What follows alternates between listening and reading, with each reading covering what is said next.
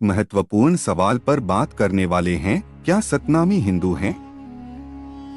सबसे पहले समझते हैं सतनामी कौन हैं।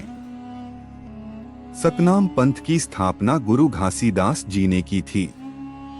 उन्होंने समाज में फैली ऊंच नीच, छुआछूत और भेदभाव का विरोध किया।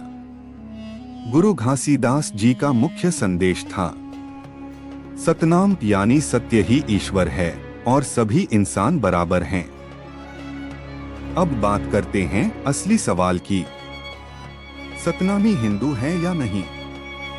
बहुत से सतनामी समाज के लोग खुद को हिंदू नहीं मानते।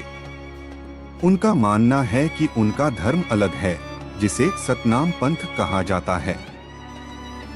सतनामी लोग मूर्ति पूजा नहीं करते और जाति भेद को पूरी तरह गलत मानते हैं।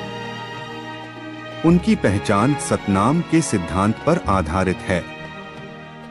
इसलिए कई लोग कहते हैं कि सतनामी हिंदू नहीं हैं, बल्कि एक अलग धर्म और पहचान रखते हैं। अंत में यह हर व्यक्ति और समाज की अपनी आस्था और पहचान का विषय है, जिसका सम्मान करना हम सबका कर्तव्य है। धन्यवाद।